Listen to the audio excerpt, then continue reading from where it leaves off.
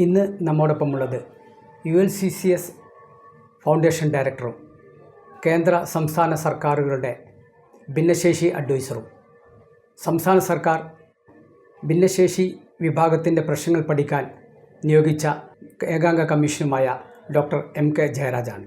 നമസ്കാരം സാർ. ലോകത്താകമാനവും ഇന്ത്യയിലും നമ്മുടെ കേരളത്തിലും ഭിന്നശേഷി സമൂഹത്തിൻ്റെ സാമൂഹിക സാഹചര്യം എന്താണ് സാർ? ഭിന്നശേഷി വിഭാഗം എന്ന് പറയുന്ന സമയത്ത് ശാരീരികവും മാനസികവുമായ പ്രശ്നങ്ങൾ, പരിമിതികൾ അഭിമുഖീകരിക്കുന്ന ഭിന്നശേഷിക്കാരുണ്ട്. ഏതാണ്ട് ഇന്ത്യയിൽ അവസാനത്തെ ഭിന്നശേഷി നിയമം പുറത്തു വന്ന സമയത്ത് 21 ഭിന്നശേഷി വിഭാഗങ്ങളാണ് നിലനിൽക്കുന്നത്. അതിൽ വിവിധ ഭിന്നശേഷി വിഭാഗങ്ങളുടെ പ്രശ്നങ്ങൾ വൈവിധ്യമാർന്നതാണ്. അവരുടെ ആവശ്യങ്ങളും വ്യത്യസ്തമാണ്. അതുകൊണ്ട് തന്നെ അവകാശങ്ങളും അവകാശങ്ങളും ഒക്കെ വ്യത്യസ്തമായിരിക്കും. ശാരീരികമായ പരിമിതികൾ അനുഭവിക്കുന്ന കണ്ണു കാണാത്തവർ, ചെവി കേൾക്കാത്തവർ, ശാരീരികമായ പരിമിതിയുള്ളവർ എന്നിവരുടെയൊക്കെ കാര്യത്തിൽ ഏതാണ്ട് എല്ലാ സർക്കാരുകളും പ്രത്യേകം ശ്രദ്ധിക്കുന്ന ഒരു സമൂഹമാണ് നമ്മുടേത്. അവരൊക്കെയും ദൃശ്യരാണ് എന്നുള്ളത് കൊണ്ട് കൂടിയാണ്. അതിലുപരി ആ വിഭാഗത്തിന് സ്വന്തമായി സംഘടിക്കാനും സമ്മർദ്ദം ചെലുത്താനും സമരം ചെയ്യാനും ഒക്കെയുള്ള സ്വാഭാവിക ശേഷിയുണ്ട്. അദൃശ്യരായ മറ്റൊരു വിഭാഗമാണ് മസ്തിഷ്ക സംബന്ധമായ പ്രശ്നം നേരിടുന്ന ഭിന്നശേഷിക്കാർ. അതിൽ ബുദ്ധിമാന്ദ്യം, ഓട്ടിസം, സെറിബ്രൽ പാൾസി, പഠനപരമായ പിന്നോക്കാവസ്ഥ, ശൈശവ മനോരോഗം, ഭിന്നശേഷി, ഇങ്ങനെ 6 വിഭാഗങ്ങളാണ് പ്രധാനമായും വരുന്നത്. അവരൊക്കെയും സമൂഹത്തിൽ അദൃശ്യത അനുഭവിക്കുന്നതാണ്. അദൃശ്യത അനുഭവിക്കുന്നതിൻ്റെ കാരണം അവർക്ക് സംഘടിക്കാനോ സമ്മർദ്ദം ചെലുത്താനോ സാമൂഹികമായ പരിഗണന കിട്ടുന്ന തരത്തിൽ പ്രവർത്തിക്കാനോ ഒന്നും സ്വാഭാവികമായും കഴിവില്ല എന്നുള്ളത് കൊണ്ടാണ്. അപ്പോൾ ഈ ഒരു സാഹചര്യത്തിൽ സമൂഹത്തിൻ്റെ ഏറ്റവും സത്വര ശ്രദ്ധ തിരിയേണ്ട ഒരു മേഖല, സ്വന്തമായ ആവശ്യാവകാശങ്ങൾ ഉന്നയിക്കാൻ ശേഷിയില്ലാത്ത ഏറ്റവും നിസ്സഹായരായ സമൂഹത്തിൻ്റെ അരികിലേക്ക് ഏറ്റവും അകറ്റി നിർത്തപ്പെട്ടൊരു ജനവിഭാഗം എന്നുള്ള നിലയ്ക്ക് ബുദ്ധിപരമായ വെല്ലുവിളി നേരിടുന്ന ഭിന്നശേഷിക്കാരെയാണ്. അത്തരത്തിലുള്ള ഒരു പരിഗണന അവരർഹിക്കുന്ന തരത്തിൽ ഇന്ത്യയിലോ സംസ്ഥാനത്തോ ഇന്ന് കിട്ടുന്നില്ല എന്നുള്ളതാണ് ഒരു യഥാർത്ഥ ചിത്രം. ഈ വിഭാഗത്തിൻ്റെ ഒരു വസ്തുതാപരമായ കണക്കുകൾ എങ്ങനെയാണെന്ന് പറയാൻ? ഏറ്റവും അവസാനം യുണൈറ്റഡ് നേഷൻസും വേൾഡ് ഹെൽത്ത് ഓർഗനൈസേഷനും ഒക്കെ പുറത്തുവിട്ട കണക്ക് പ്രകാരം ഭിന്നശേഷി അംഗങ്ങളുടെ അംഗസംഖ്യ ഒരു സമൂഹത്തിൽ 15%. ഞാൻ നേരത്തെ സൂചിപ്പിച്ച 21 ഭിന്നശേഷി വിഭാഗങ്ങൾ ഉൾപ്പെടെ. അതിൽ തന്നെ ബുദ്ധിപരമായ വെല്ലുവിളി നേരിടുന്ന ഭിന്നശേഷിക്കാർ 3 മുതൽ 5% വരെ ഒരു സമൂഹത്തിൽ നിലനിൽക്കുന്നുണ്ട്. അതിനർത്ഥം നമ്മുടെ കേരളത്തിലെ ചിത്രം പരിശോധിക്കുകയാണെങ്കിൽ 3% പരിഗണിക്കുകയാണെങ്കിൽ തന്നെ 9 ലക്ഷത്തോളം കുടുംബങ്ങളെ ബാധിക്കുന്ന ഏറ്റവും ഗുരുതരമായ ഒരു പ്രശ്നമാണ്. 9 ലക്ഷം ഭിന്നശേഷിക്കാരെന്ന് പറഞ്ഞാൽ അവരുടെ കുടുംബാംഗങ്ങൾ, രക്ഷിതാക്കളൊക്കെ ഉൾപ്പെടുന്ന സമയത്ത് സമൂഹത്തിലെ വലിയൊരു ജനവിഭാഗത്തെ ബാധിക്കുന്ന ഗുരുതരമായൊരു പ്രതിസന്ധിയായി നമുക്കിതിനെ കാണാൻ പറ്റും. ഒരു ഭിന്നശേഷി അംഗം ഒരു കുടുംബത്തിൽ ഉണ്ടാവുമ്പോൾ ഉണ്ടാവുന്ന പ്രയാസങ്ങൾ നമുക്ക് അറിയാവുന്നതാണ്. പക്ഷേ സാറിൻ്റെ ഒരു അനുഭവത്തിൽ ഈ കാര്യങ്ങളൊന്ന് കൂടി വ്യക്തമാക്കി പറയാൻ പറ്റും? ഭിന്നശേഷി, പ്രത്യേകിച്ചും ബുദ്ധിപരമായ വെല്ലുവിളി നേരിടുന്ന ഭിന്നശേഷിക്കാർ, ഞാൻ നേരത്തെ സൂചിപ്പിച്ച ബുദ്ധിമാന്ദ്യം, ഓട്ടിസം, സെറിബ്രൽ പാൾസി, ശൈശവ മനോരോഗം, പഠനപരമായ പിന്നോക്കാവസ്ഥ, ഒന്നിലധികം ഭിന്നശേഷി, അതായത് ജനിക്കുമ്പോൾ തന്നെ കാഴ്ചയും കേൾവിയും ഇല്ലാതെ വരിക, ഇത്തരം വിഭാഗങ്ങൾ അനുഭവിക്കുന്ന പ്രശ്നങ്ങൾ വളരെ ഗുരുതരമാവുന്നത് ഞാൻ നേരത്തെ സൂചിപ്പിച്ച പോലെ തന്നെ അവർ അദൃശ്യരാകുന്നു എന്നുള്ളത് കൊണ്ടും അതിലുപരി അവർ സ്വന്തമായി ആവശ്യാവകാശങ്ങളെപ്പറ്റി അവബോധമില്ലാത്തവരാണ് എന്നുള്ളതുകൊണ്ടും. ഇത്തരത്തിലുള്ള ജനവിഭാഗം അല്ലെങ്കിൽ കുട്ടികൾ ജനിക്കുന്ന കുടുംബങ്ങളുടെ സ്ഥിതി, ഈ കുഞ്ഞ് ജനിച്ച അന്നു മുതൽ അച്ഛനും അമ്മയും ഉറക്കം നഷ്ടപ്പെട്ടവരാണ്. അവരാദ്യം ചിന്തിക്കുന്നത് അവരുടെ കാലശേഷം ഈ കുട്ടികളെ സമൂഹത്തിൽ ആര് നോക്കും എന്നുള്ളതാണ്. അത്തരത്തിലൊരു അനിശ്ചിതത്വം അവർ അനുഭവിക്കുന്നുണ്ട്. നമ്മുടെ സമൂഹത്തിന് നൽകാവുന്ന തരത്തിലുള്ള മാതൃകകളൊന്നുമില്ല ഇവരെ പരിരക്ഷിക്കുന്ന, സംരക്ഷിക്കുന്ന. ഇവരുടെ കാലശേഷം ഏറ്റെടുക്കാവുന്ന തരത്തിലുള്ള സാമൂഹ്യ സുരക്ഷിതത്വം ഉറപ്പു നൽകുന്ന ഒരു സംവിധാനവും നമുക്ക് കണ്ടെത്താൻ കഴിഞ്ഞിട്ടില്ല. ഒരുപക്ഷെ ലോകത്തിന് പല മാതൃകകളുണ്ട്. പക്ഷേ ഇന്ത്യയിലോ കേരളത്തിലോ ഇപ്പോഴും അത്തരത്തിലുള്ള ഗൗരവമായ ചിന്ത ഉടലെടുത്തിട്ടില്ല എന്നുള്ളതാണ് യാഥാർത്ഥ്യം. ഇവരുടെ അംഗസംഖ്യ ഞാൻ നേരത്തെ സൂചിപ്പിച്ച പോലെ തന്നെ 3 മുതൽ 5% വരെ എന്നുള്ളതാണ്. ഇവർ കേരളത്തിൽ ഏതാണ്ട് 9 ലക്ഷം കുടുംബങ്ങളെ ബാധിക്കുന്നു എന്നുള്ളതും ഞാൻ സംസാരിച്ചു. ഇവരനുഭവിക്കുന്ന ഒരു പ്രശ്നം, രക്ഷിതാക്കൾ അനിശ്ചിതത്വം അനുഭവിക്കുന്നു. അതേപോലെ തന്നെ ഭാവിയിൽ ഉണ്ടാകുന്ന അരക്ഷിതത്വത്തെക്കുറിച്ച് ബോധവാന്മാരാകുന്നു. അതുകൊണ്ട് തന്നെ ജീവിതത്തിൽ ഒരു പ്രത്യാശയുമില്ലാതെ നിസ്സഹായരായി കഴിയുകയാണ്. അതുകൊണ്ട് തന്നെ പലപ്പോഴും നമ്മുടെ മുന്നിൽ ജീവിതത്തിന് പ്രതീക്ഷിക്കാനും പ്രത്യാശിക്കാനും ഒരു സാധ്യതയുമില്ലെന്നിരിക്കെ അവരൊക്കെ പലപ്പോഴും വലിയ ദുരന്തത്തിലേക്ക് എടുത്തു ചാടുന്നുണ്ട്. ഇത്തരം കുട്ടി ജനിച്ച പല കുടുംബങ്ങളും സാമ്പത്തികമായി പാപ്പരാകുന്നു, സാമൂഹികമായി ഒറ്റപ്പെടുന്നു, മാനസികമായും വൈകാരികമായും പ്രതിസന്ധിയിലകപ്പെടുന്നു. പലപ്പോഴും മനോരോഗത്തിന് തന്നെ വിധേയമാകാവുന്ന തരത്തിലുള്ള മാനസിക സമ്മർദ്ദം അവരനുഭവിക്കുന്നുണ്ട്. അപ്പോൾ അത്തരത്തിലുള്ള ആളുകളെ ഏത് രീതിയിൽ പരിഗണിക്കണം, അവർക്ക് ഏത് തരത്തിലുള്ള വിദ്യാഭ്യാസം നൽകണം, സാമൂഹ്യ സുരക്ഷിതത്വം എങ്ങനെ ഉറപ്പുവരുത്തണം എന്നതിനൊക്കെ ആവശ്യമായിരിക്കുന്നത് വളരെ ശാസ്ത്രീയമായ വ്യവസ്ഥാപിതമായ ഒരു സമീപനമാണ്.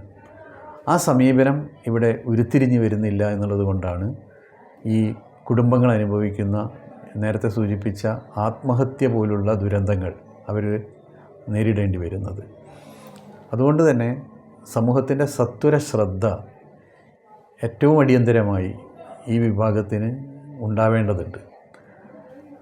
UN കണക്കനുസരിച്ച് 1990കളിലൊക്കെ ബുദ്ധിപരമായ വെല്ലുവിളി നേരിടുന്ന അല്ലെങ്കിൽ ഇൻ്റലക്ച്വൽ ആൻഡ് ഡെവലപ്മെൻ്റൽ ഡിസബിലിറ്റി വിഭാഗത്തിൻ്റെ ജനന നിരക്ക് 10,000 കുട്ടികൾ ജനിക്കുമ്പോൾ 1 ഇന്നിപ്പോൾ അത് 40 കുട്ടികൾ ജനിക്കുമ്പോൾ അതിൽ ഒരു ഭിന്നശേഷി ബുദ്ധിപരമായ വെല്ലുവിളി നേരിടുന്നവരുണ്ട് എന്നുള്ള അഭൂതപൂർവമായൊരു വർധനവ് സത്യത്തിൽ നമ്മുടെ സമൂഹം എന്നുള്ള നിലയ്ക്ക് നമ്മളെ ആശങ്കാകുലരാക്കേണ്ടതും അതിനനുസൃതമായ നടപടി സ്വീകരിക്കാൻ നിർബന്ധിതരാക്കേണ്ടതുമാണ്.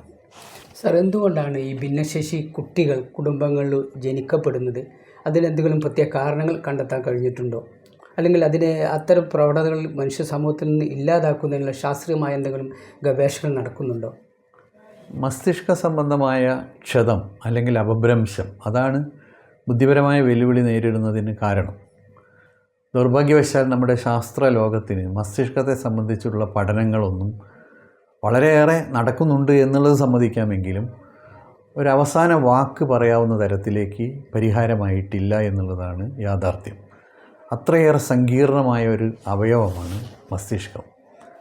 അപ്പം മസ്തിഷ്ക സംബന്ധമായ ഈ പ്രശ്നം പരിഹരിക്കുന്നതിനാവശ്യമായിട്ടുള്ള ഒട്ടേറെ പഠനങ്ങളും അന്വേഷണങ്ങളും ലോകത്തിൻ്റെ പല ഭാഗത്തും നടന്നു വരുന്നുണ്ട്.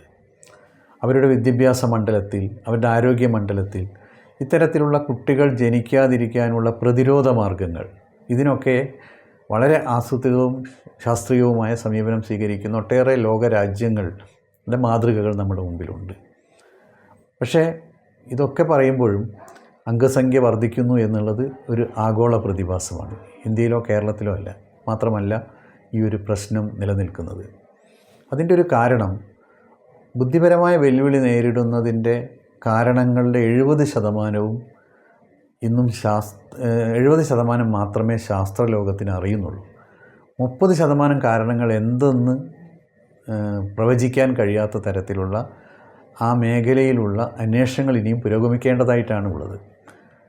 അതുമാത്രമല്ല, പലപ്പോഴും ജനിതക കാരണങ്ങളെപ്പറ്റി നമുക്ക് പഠിക്കാനോ അല്ലെങ്കിൽ അറിയാനോ ഉള്ള സാഹചര്യം വളരെ കുറവാണ്.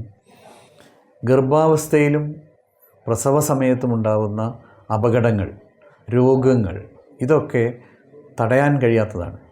തടയാൻ കഴിയാത്തതിൻ്റെ ഒരു കാരണം നമ്മുടെ പ്രയോറിറ്റി അല്ലെങ്കിൽ മുൻഗണന അമ്മയ്ക്കായിരിക്കും, ജീവിച്ചിരിക്കുന്ന അമ്മയ്ക്കായിരിക്കും. കുഞ്ഞിന് മുൻഗണന കൊടുക്കുന്ന ഒരു സമീപനം സ്വാഭാവികമായിട്ടും ഉണ്ടാവില്ല. അപ്പോൾ അത്തരത്തിലുള്ള ക്ഷതങ്ങളൊക്കെ ഏറ്റുവാങ്ങുന്ന കുഞ്ഞിൻ്റെ മസ്തിഷ്കത്തിൽ സംഭവിക്കുന്ന എല്ലാ ക്ഷതങ്ങളും ഭിന്നശേഷി ആവാനും അല്ലെങ്കിൽ അത്തരത്തിലുള്ള ഏതെങ്കിലും തരത്തിലുള്ള പ്രശ്നങ്ങൾ രൂപപ്പെടാനും കാരണമാവുന്നുണ്ട്. ഒരു കുടുംബത്തിൽ ഒരു ഭിന്നശേഷി കുഞ്ഞ് പിറന്നാൽ ആ കുടുംബത്തിൽ ഏറ്റവും അധികം പ്രയാസം അനുഭവിക്കുന്നത് അമ്മമാരായിരിക്കുമെന്നാണ് മനസ്സിലാവുന്നത്. ആ വിഷയം സാർ ഒന്നും കൂടി വ്യക്തമായി പറഞ്ഞാൽ.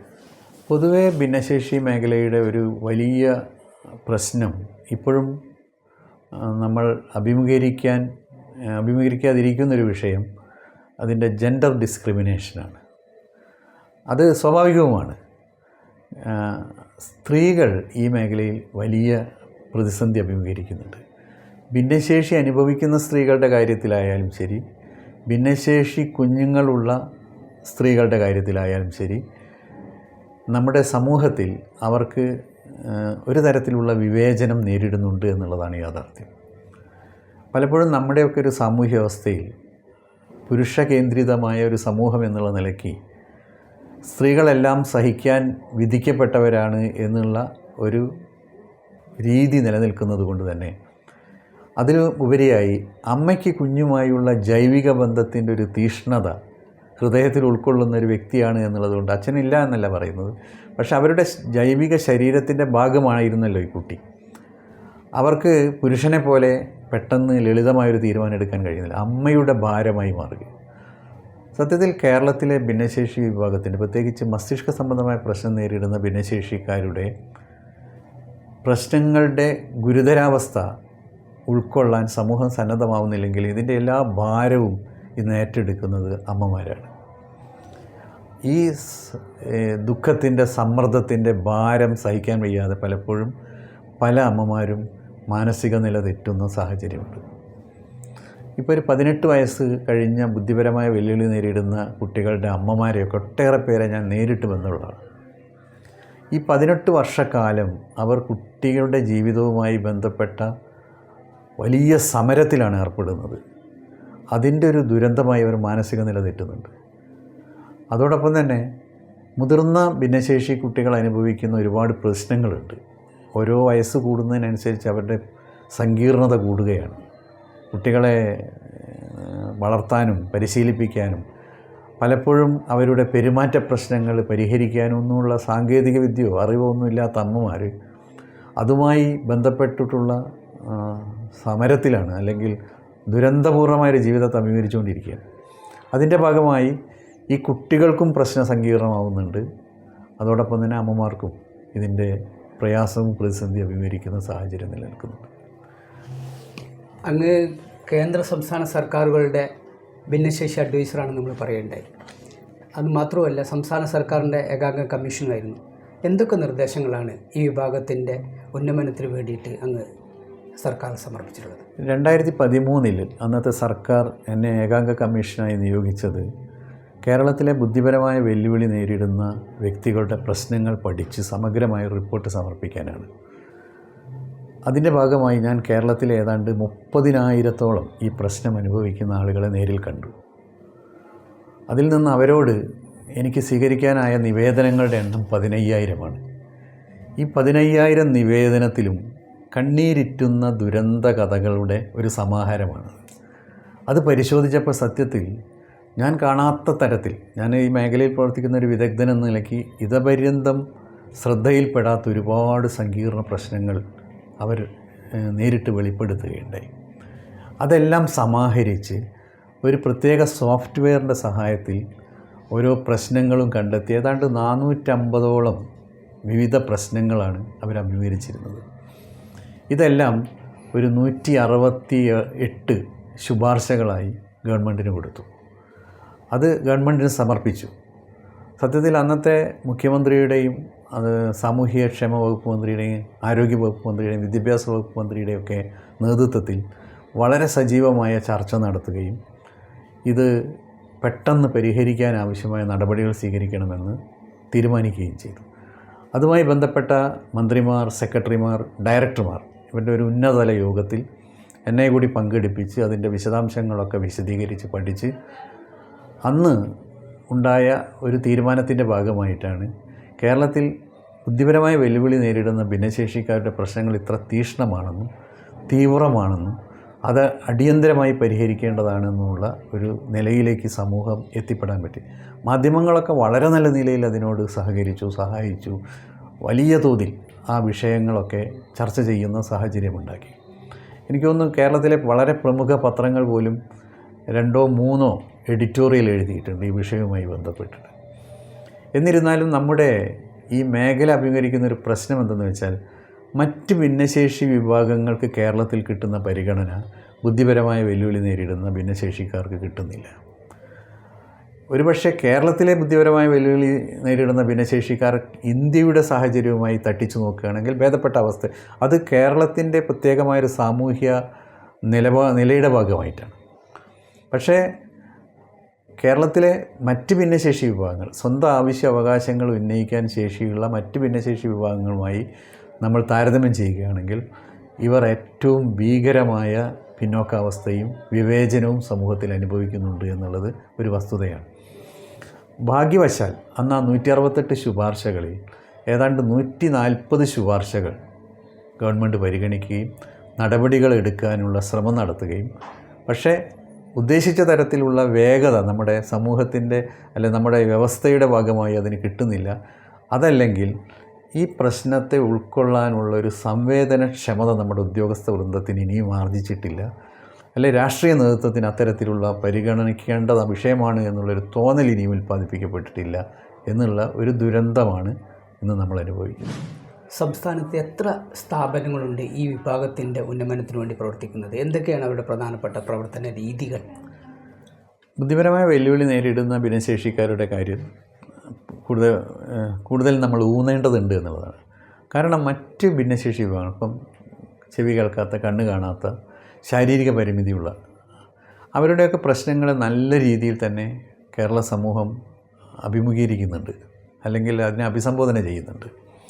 അവർക്കാവശ്യമായുള്ള വിദ്യാഭ്യാസ സംവിധാനം, തൊഴിൽ, സാമൂഹ്യ സുരക്ഷിതത്വം, ഇത് ഭേദപ്പെട്ട നിലയിൽ എല്ലാം പൂർത്തിയായി എന്നുള്ള അർത്ഥത്തിലല്ല ഞാൻ പറയുന്നത്, എല്ലാം തൃപ്തികരമാണ് എന്നും ഞാൻ പറയുന്നില്ല. പക്ഷേ ഭേദപ്പെട്ട നിലയിൽ ദൃശ്യരായ ഭിന്നശേഷി വിഭാഗത്തിന് വേണ്ടിയിട്ടുള്ള ഇടപെടൽ കേരളം നടത്തുന്നു, ഒരു പക്ഷേ ഇന്ത്യയിലെ മറ്റ് സംസ്ഥാനങ്ങളെക്കാൾ ഭേദപ്പെട്ട നിലയിൽ. പക്ഷേ ബുദ്ധിപരമായ വെല്ലുവിളി നേരിടുന്ന ജനവിഭാഗങ്ങളുടെ വിദ്യാഭ്യാസം, അവരുടെ തൊഴിൽ പരിശീലനം, സാമൂഹ്യ സുരക്ഷിതത്വം, ആരോഗ്യം, ഈ മേഖലയിലൊക്കെ സർക്കാർ ഇനിയും സജീവമായ സത്വര ശ്രദ്ധ പുലർത്തേണ്ടതുണ്ട്. ഇപ്പം നിലനിൽക്കുന്ന വിദ്യാഭ്യാസ സമ്പ്രദായത്തിൽ പൊതുവിദ്യാഭ്യാസത്തിൻ്റെ ഭാഗമായി ഇവർക്ക് വിദ്യാഭ്യാസം കൊടുക്കുന്നുണ്ട്. പക്ഷേ ആ വിദ്യാഭ്യാസം കൊടുക്കുന്നത് ഒട്ടും ഫലപ്രദമല്ല എന്നുള്ളതാണ് നമ്മുടെ അനുഭവം. അതിൻ്റെ കാരണം സർട്ടിഫിക്കറ്റുകൾ കൊടുക്കുന്നുണ്ട്, പക്ഷേ ശേഷികൾ ആർജിക്കുന്നുണ്ടോ എന്നുള്ള പരിശോധന നടക്കുന്നില്ല. സ്വന്തം പേരും അഡ്രസ്സും എഴുതാൻ അറിയാത്ത +2 പാസ്സായ, അല്ലെങ്കിൽ അവർക്ക് നല്ല മാർക്കോടുകൂടി പുറത്തു വരുന്നൊരു സാഹചര്യം എന്ന് പറയുന്നത് നൽകിയ വിദ്യാഭ്യാസത്തിൻ്റെ ഗുണപരതയെ ചോദ്യം ചെയ്യുന്നതാണ്. അതിൽ കുറേ കൂടി ഭേദപ്പെട്ട നിലയിൽ എങ്ങനെ സർക്കാരിന് ഇടപെടാം എന്നുള്ളത് ആലോചിക്കേണ്ടതുണ്ട്. സ്പെഷ്യൽ സ്കൂളുകൾ ഒട്ടേറെ വിദ്യാർത്ഥികൾ പഠിക്കുന്നുണ്ട്. സ്പെഷ്യൽ സ്കൂളുകളുടെ അവസ്ഥ, അത് സ്വകാര്യ സന്നദ്ധ സംഘടനകൾ നടത്തുന്നതാണ്. അവർക്ക് ആവശ്യമായ സർക്കാർ പിന്തുണ കൊടുക്കുന്നില്ല എന്നുള്ളതാണ് വസ്തുത. അതുകൊണ്ട് തന്നെ അവർക്ക് സാമൂഹ്യമായ ഉത്തരവാദിത്വം നിർവഹിക്കണമെന്ന് നിർബന്ധമില്ല. പൊതുവിദ്യാഭ്യാസത്തിന് കൊടുക്കുന്ന പരിഗണന തന്നെ ഈ സ്വകാര്യ സംരംഭങ്ങൾ നടത്തുന്ന, അല്ലെങ്കിൽ സ്വകാര്യ സ്ഥാപനം നടത്തുന്ന വിദ്യാഭ്യാസ പ്രവർത്തകർക്ക് നൽകുകയും അത് കൃത്യമായി നടക്കുന്നുണ്ട് എന്നുള്ള അതിൻ്റെ ഒരു മോണിറ്ററിങ് നടത്തുകയും ചെയ്ത് ക്വാളിറ്റി എഡ്യൂക്കേഷൻ ഉറപ്പുവരുത്തുക എന്ന് പറയുന്നത് ഇവരുടെ അവകാശമാണ്. സത്യത്തിൽ കേരളത്തിൽ അത്തരത്തിലുള്ള ഗുണപരതയോടുകൂടിയ ഒരു വിദ്യാഭ്യാസം നമുക്ക് അവർക്ക് കൊടുക്കാനേ പറ്റുന്നില്ല. മറ്റൊരു വിഷയം, ഇവരെ നേരത്തെ കണ്ടെത്തുക എന്ന് പറയുന്നത് ഏർലി ഡിറ്റക്ഷൻ എന്നാണ്. നേരത്തെ കണ്ടെത്തിക്കഴിഞ്ഞാൽ നേരത്തെ തന്നെ വിദഗ്ധ ഇടപെടൽ ഉറപ്പുവരുത്താൻ പറ്റും. ശാസ്ത്രീയമായ പഠനങ്ങൾ സംശയലേശമന്യേ തെളിയിച്ചൊരു കാര്യം, 3 വയസ്സിന് മുമ്പ് ഈ കുട്ടികളെ കണ്ടെത്തി വിദഗ്ധമായ ഇടപെടൽ നടത്തുക. വിദഗ്ധമായ ഇടപെടൽ എന്ന് പറയുന്നത് സംസാരിക്കാൻ ശേഷിയില്ലാത്തൊരു കുട്ടി, അപ്പം സ്പീച്ച് തെറാപ്പി കൊടുക്കാൻ, നടക്കാൻ കഴിയാത്ത കുട്ടി, അതിന് കാരണമായ ഫിസിയോതെറാപ്പി കൊടുത്ത് പരിഹരിക്കുക, ജീവിത ഇടപെടൽ നടത്താൻ ബുദ്ധിമുട്ടുള്ളവർക്ക് ഒക്യുപേഷണൽ തെറാപ്പി കൊടുക്കുക, പെരുമാറ്റ പ്രശ്നങ്ങളുണ്ടാവാം, അവർക്ക് ബിഹേവിയർ തെറാപ്പി കൊടുക്കുക. ഇങ്ങനെ ഏർലി ഇൻ്റർവെൻഷൻ, നേരത്തെ ഇടപെടൽ, വിദഗ്ധ ഇടപെടൽ ഉറപ്പുവരുത്തുന്നതിലൂടെ ഭിന്നശേഷിയുടെ സങ്കീർണത ഒരു വ്യക്തിയിൽ 80% നമുക്ക് കുറയ്ക്കാൻ പറ്റും. എന്ന് പറഞ്ഞാൽ ഇന്ന് നമ്മുടെ സമൂഹത്തിൽ ബെഡ് റിഡൺ ആയിട്ടുള്ള ശയ്യാവലംബികളായി ഒരു കീറ് വെളിച്ചം ജനലിലൂടെ മാത്രം കണ്ട് ജീവിതം മുന്നോട്ട് പോകുന്ന നിസ്സഹായത അവസാനിപ്പിക്കാൻ നമുക്ക് കഴിയും. അവരെ സമൂഹത്തിൻ്റെ മുഖ്യധാരയിലേക്ക് കൊണ്ടുവരാൻ പറ്റും. അതോടൊപ്പം തന്നെ കൃത്യമായ ശാസ്ത്രീയമായ വിദ്യാഭ്യാസം അവർക്ക് ഉറപ്പുവരുത്തുന്നതിലൂടെ പഠനത്തിലുള്ള ഗുണപരതയും അതിനുശേഷം തൊഴിൽപരമായ ആവർത്തന സ്വഭാവമുള്ള സങ്കീർണമായ സാങ്കേതികതയില്ലാത്ത അപകട സാധ്യതയില്ലാത്ത ഏത് ജോലിയും ഇപ്പം നിലനിൽക്കുന്ന മൃദു ഭിന്നശേഷി വിഭാഗങ്ങൾ അത് ഏതാണ്ട് 80% വരും ഇവർക്ക് കൊടുക്കാൻ പറ്റും. ഇവർ സമൂഹത്തിൻ്റെ മുഖ്യധാരയിൽ എത്തിക്കാൻ പറ്റും. പക്ഷേ അത്തരത്തിലുള്ള ഒരു ശ്രമമോ സമീപനമോ നടപടിയോ ഇതുവരെയൊന്നും നമുക്ക് സ്വീകരിക്കാൻ പറ്റിയില്ല എന്നുള്ളതാണ് ഈ നിസ്സഹായ ജനത അനുഭവിക്കുന്ന ദുരന്തം. അതോടൊപ്പം തന്നെ തൊഴിൽ പരമായി നമുക്ക് ഇവരോട് നീതി പുലർത്താൻ പറ്റിയിട്ടില്ല. ഇപ്പോൾ നയനാർ സദനത്തിൽ നമ്മൾ ബുദ്ധിപരമായ വെല്ലുവിളി നേരിടുന്ന 18 വയസ്സിന് ശേഷമുള്ള ഏതാണ്ട് 128 പേർക്ക് തൊഴിൽ കൊടുത്തു.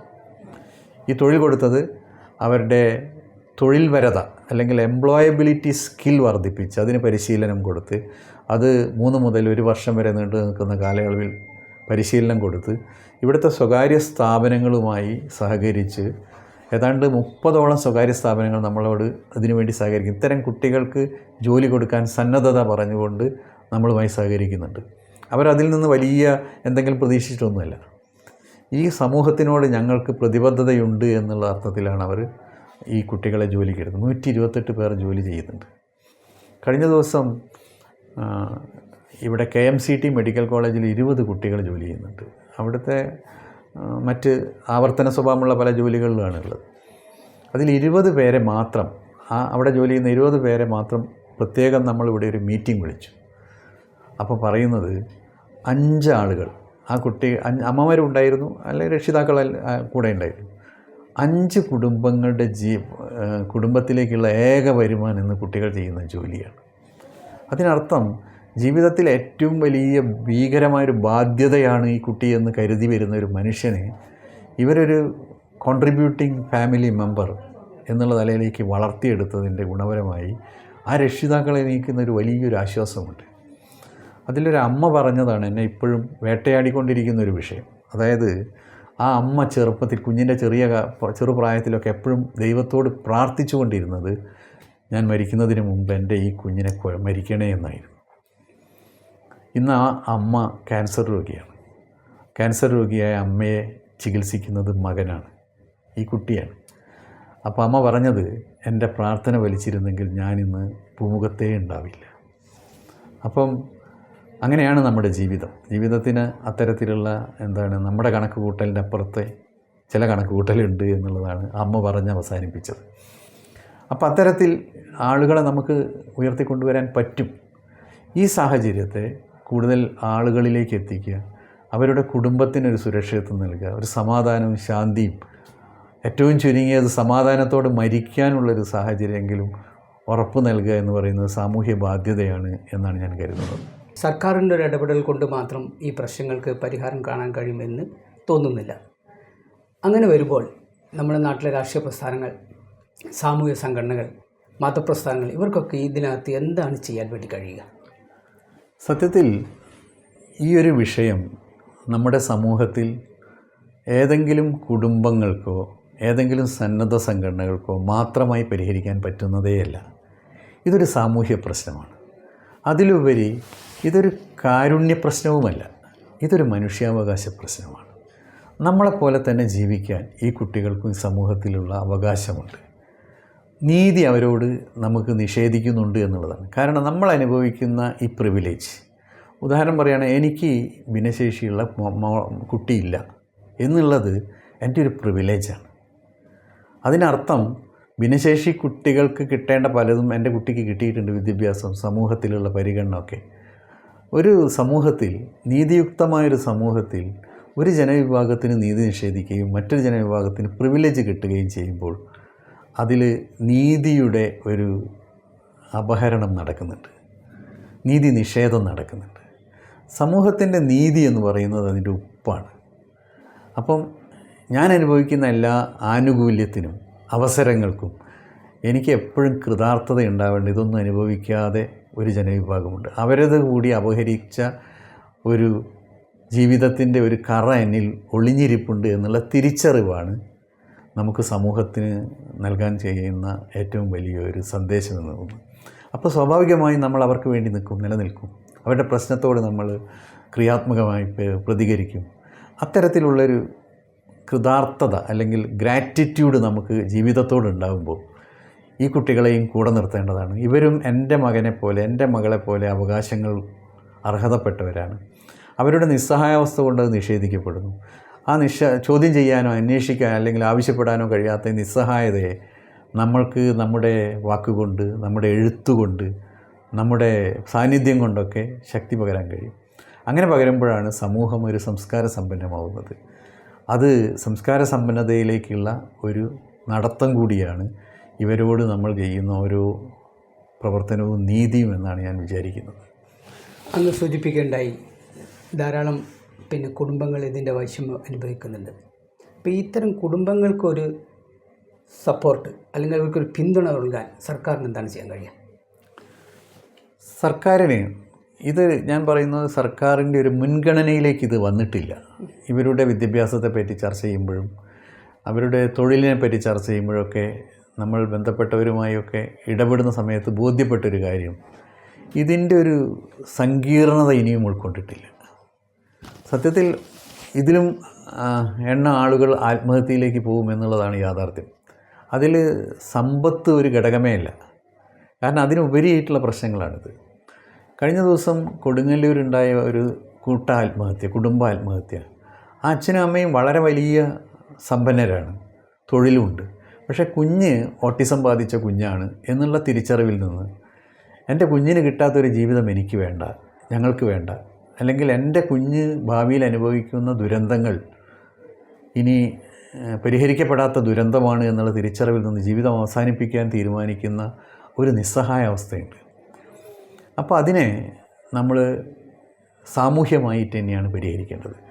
സത്യത്തിൽ ഇതിപ്പോൾ ഇങ്ങനെയൊരു കുഞ്ഞ് ജനിച്ചു കഴിഞ്ഞാൽ അമ്മയുടെ അല്ലെ ആ കുടുംബത്തിൻ്റെ മാത്രം ബാധ്യതയാണ്. ഒരാൾ പോലും തിരിഞ്ഞു നോക്കുന്നില്ല.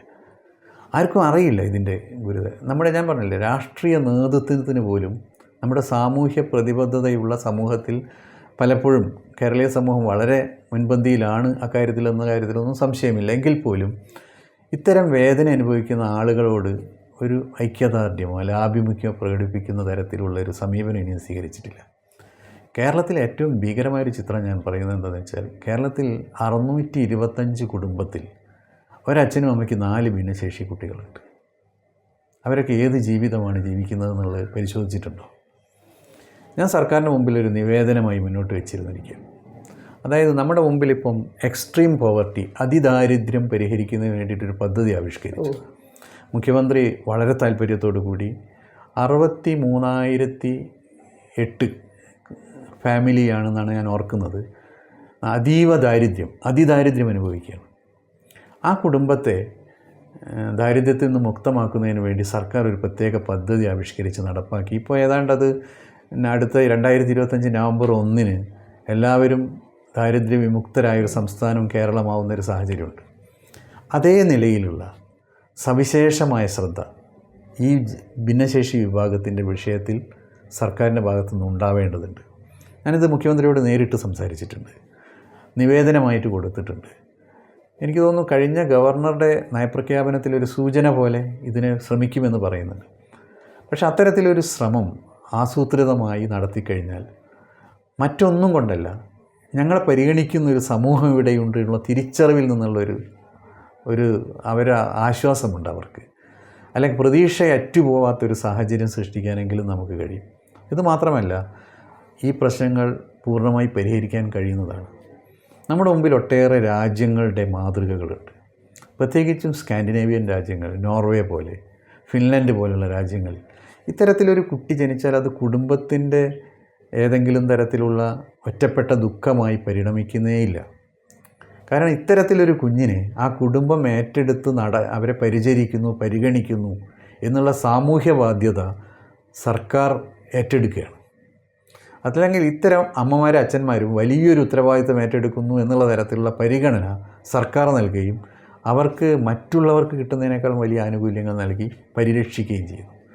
അപ്പം നമ്മൾ വെറുതെ സ്വാഭാവികമായിട്ട് ആലോചിച്ചാൽ മതി, എൻ്റെ കുഞ്ഞിനെ പറ്റിയിട്ട് എനിക്കൊന്നും ആശങ്കപ്പെടേണ്ടതില്ലെങ്കിൽ, ഈ സമൂഹത്തിൽ അവൻ പൂർണ്ണമായി സുരക്ഷിതമാണ് എന്ന് ഉറപ്പുണ്ടെങ്കിൽ നമ്മൾ ദുഃഖിക്കുന്നില്ല, വേദനിക്കുന്നില്ല. നമ്മുടെ ക്രിയേറ്റിവിറ്റി അത് സഹായിക്കും. നോക്കൂ, 8 ലക്ഷം കുടുംബങ്ങളെ ബാധിക്കുന്ന പ്രശ്നമാണെങ്കിൽ 8 ലക്ഷം അല്ലെങ്കിൽ 16 ലക്ഷം രക്ഷിതാക്കളുടെ ക്രിയേറ്റിവിറ്റി അത് ബാധിക്കുന്നുണ്ട്. ഇത് സമൂഹത്തിന് കിട്ടേണ്ട ഒരു വലിയ ഒരു സംഭാവന അവരുടെ ഭാഗത്തു നിന്നുണ്ടാവുന്നത് നിഷേധിക്കപ്പെടുന്നുണ്ട്. അതുമാത്രമല്ല, അവരനുഭവിക്കുന്ന ഈ ദുരന്തത്തിന്, സമാനതകളില്ലാത്ത ഈ ദുരന്തത്തിന് പരിഹാരം നൽകുന്നൊരു സാമൂഹ്യ വ്യവസ്ഥ ലോകത്താദ്യമായി സൃഷ്ടിച്ചു എന്നെങ്കിലും നമുക്ക് അല്ലെങ്കിൽ ഞാൻ പറയും ലോകത്ത് മാതൃകകളുണ്ട്, ആ മാതൃകകളുടെ പാത പിന്തുടർന്ന് ഇന്ത്യയിൽ ഇത്തരത്തിലൊരു സംസ്ഥാനമായി വികസിക്കാനും വളരാനും നമുക്ക് കഴിയേണ്ടതാണ്. അത്തരത്തിലുള്ള പരിശ്രമങ്ങൾ പൊതുസമൂഹത്തിൻ്റെ പങ്കാളിത്തത്തോടു കൂടി രാഷ്ട്രീയമായ ഇടപെടലിലൂടെ അവരുടെ മുൻഗണന, അവരുടെ പ്രശ്നങ്ങളോടുള്ളൊരു മുൻഗണനാക്രമം നിശ്ചയിച്ച് പരിഹരിക്കുക എന്നുള്ളതാണ് നമുക്ക് നിർദ്ദേശിക്കാവുന്ന ഏറ്റവും നല്ല ഒരു മാർഗമെന്നാണ് എനിക്ക് തോന്നുന്നത്. താങ്കൾ ഈ ഊരാളുങ്കൽ ലേബർ കോൺട്രാക്ട് കോപ്പറേറ്റീവ് സൊസൈറ്റിയുടെ ഫൗണ്ടേഷൻ ഡയറക്ടറാണ്. അതെ. അദ്ദേഹം ഈ ഊരാളുങ്കൽ ലേബർ കോൺട്രാക്ട് സൊസൈറ്റിയെ പറ്റി നമുക്കറിയാം, സഹകരണ രംഗത്തെ ഏറ്റവും പ്രമുഖമായിട്ടുള്ള ലോകത്തിലെ 2ാമത്തെ സ്ഥാപനമാണത്. ആ സ്ഥാപനത്തിൻ്റെ വ്യത്യസ്തമായ ഒരു പ്രവർത്തന മേഖല കൂടിയാണിത്. ഈ അങ്ങ് നേതൃത്വം നൽകുന്ന നായനാർ ഫൗണ്ടേഷനെ കുറിച്ചൊന്ന് പറയാം. UNCCS ഫൗണ്ടേഷൻ പ്രധാനമായും ഊന്നുന്ന 2 മേഖലകൾ, ഒന്ന് ഭിന്നശേഷി കുട്ടികളുടെ പ്രശ്നവും ഭിന്നശേഷിക്കാരുടെ പ്രശ്നവും, മറ്റൊന്ന് വയോജനങ്ങളുടേതാണ്. ഈ 2 വിഭാഗത്തിനുമായി 4 പദ്ധതികൾ നമ്മൾ വളരെ വിജയകരമായിട്ട് നടത്തുന്നുണ്ട്. ഇവിടെ നായനാർ സദനത്തിൽ നടത്തുന്നത് ഞാൻ നേരത്തെ സൂചിപ്പിച്ച പോലെ 18 വയസ്സിന് ശേഷമുള്ള പ്രായമുള്ള ബുദ്ധിപരമായ വെല്ലുവിളി നേരിടുന്ന വ്യക്തികളെ പരിശീലനം കൊടുത്ത് തൊഴിൽപരമായി പുനരധിവസിപ്പിക്കുക എന്നുള്ളതാണ്. ഞങ്ങളിതിൻ്റെ തുടക്കത്തിൽ ഈ വിഷയം ഒരു സമൂഹത്തിന് മുമ്പിൽ, അതായത് രക്ഷിതാക്കളും ഈ മേഖലയിലെ വിദഗ്ധരും ഉൾക്കൊള്ളുന്ന ഒരു സമൂഹത്തിന് മുമ്പിൽ അവതരിപ്പിച്ച സമയത്ത് അന്നുണ്ടായിരുന്നൊരു പ്രതികരണം ഇത് പ്രായോഗികമായി വളരെ പ്രയാസകരമാവും എന്നുള്ളതാണ്. വിജയിക്കാൻ തീരെ സാധ്യതയില്ലാത്തതാണ്. പക്ഷേ വ്യക്തിപരമായി എനിക്ക് നല്ല ആത്മവിശ്വാസം ഉണ്ടായിരുന്നു ഇത് വിജയിപ്പിക്കാൻ കഴിയും എന്നുള്ളത്.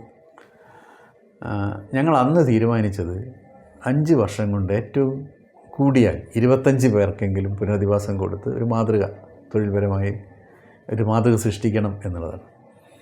പക്ഷേ ഭാഗ്യവശാൽ നമുക്ക് 5 വർഷം കൊണ്ട് ഏതാണ്ട് 128 പേരെ തൊഴിൽപരമായി പുനരധിവസിപ്പിക്കാൻ പറ്റും. ഇതേപോലുള്ളൊരു മാതൃക മറ്റെവിടെയെങ്കിലും ഉണ്ടോ എന്ന് എനിക്കറിയില്ല. നമ്മൾ തുടങ്ങുന്ന സമയത്ത് ഒട്ടും ഉണ്ടായിരുന്നില്ല. പിന്നീട് എപ്പോഴെങ്കിലും ഉണ്ടോ എന്നുള്ളത് ഞാൻ പരിശോധിച്ചിട്ടില്ല. പക്ഷേ ഇന്ത്യയിലെ എല്ലാ സംസ്ഥാനങ്ങളും ഞങ്ങളിതുമായി ബന്ധപ്പെട്ട് വിസിറ്റ് ചെയ്തിരുന്നു. അപ്പം ഈ ഷെൽട്ടേഡ് എംപ്ലോയ്മെൻറ്റ്, സംരക്ഷിത തൊഴിൽ എന്ന് കൊടുക്കുന്ന സംവിധാനം പലയിടത്തുമുണ്ട്. പക്ഷേ എൻ്റെ ഒരു പ്രധാനപ്പെട്ട ഒരു കൺസേൺ, ഈ കുട്ടികൾ സമൂഹത്തിൻ്റെ ഭാഗമാവണം, സമൂഹത്തോട് ഇടപെട്ട് ജീവിക്കണം. ഏതെങ്കിലും ഒറ്റപ്പെട്ട തുരുത്തിൽ ഏകാന്തമായി അല്ലെങ്കിൽ ഒരു സംരക്ഷിത രീതിയിൽ ജീവിക്കേണ്ടവരല്ല. അപ്പോൾ അതിന് സഹായകരമാകുന്ന രീതിയിൽ കുട്ടികൾ ഒറ്റയ്ക്ക് യാത്ര ചെയ്യാനും, അതിന് സഹായകരമായ എന്തെങ്കിലും പരിമിതികൾ അവരുണ്ടെങ്കിൽ അത് പരിഹരിച്ചുകൊണ്ട് അതിന് സഹായകരമായ നിലപാട് സ്വീകരിക്കാനും, അതേപോലെ തന്നെ പൊതു തൊഴിലിടങ്ങളിൽ ഇവരെ നിയോഗിച്ച് പലപ്പോഴും പ്രശ്നങ്ങളൊക്കെ ഉണ്ടായിട്ടുണ്ട്. അതൊക്കെ കൃത്യമായി ഇടപെട്ട് പരിഹരിച്ചുകൊണ്ട് മുന്നോട്ട് പോകാനും കഴിഞ്ഞു. അതിൻ്റെ ഭാഗമായി ഇന്ന് ഏറ്റവും ചുരുങ്ങിയത് 128, സത്യത്തിൽ കോവിഡിൻ്റെ ഒരു പ്രശ്നമില്ലായിരുന്നെങ്കിൽ നമ്മൾ 165 കുടുംബങ്ങൾക്ക് അല്ലെങ്കിൽ കുട്ടികൾക്ക് തൊഴിൽ കൊടുക്കാൻ പറ്റിയില്ല. നിലവിൽ 128 കുടുംബങ്ങൾ ഇതിൻ്റെ ഒരു സുരക്ഷിതത്വം അനുഭവിക്കുന്നുണ്ട്. എന്ന് മാത്രമല്ല, പല കുട്ടികളും, കഴിഞ്ഞ ദിവസം എനിക്കൊരു വ്യത്യസ്തമായൊരു അനുഭവം ഉണ്ടായത്, KMCTയിൽ ജോലി ചെയ്യുന്ന ഒരു ഭിന്നശേഷി, ബുദ്ധിപരമായ വെല്ലുവിളി നേരിടുന്ന ഭിന്നശേഷി കുട്ടി എന്നെ കാണാൻ, കുട്ടിയല്ല മുതിർന്നവരാണ്, എന്നെ കാണാൻ വന്നു.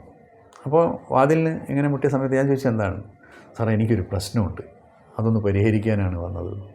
സത്യത്തിൽ അത് കേട്ട സമയത്ത് തന്നെ എനിക്ക് ഭയങ്കര സന്തോഷം തോന്നി. അവനൊരു പ്രശ്നമുണ്ട്, അതവൻ തിരിച്ചറിയുന്നു, അത് പരിഹരിക്കാൻ എന്നെ ആളെടുത്ത് പോകണം എന്നൊക്കെ അത്രയെങ്കിലും മനസ്സിലാക്കുന്നല്ലോ എന്നുള്ള ഒരു വലിയൊരു സന്തോഷമായിരുന്നു.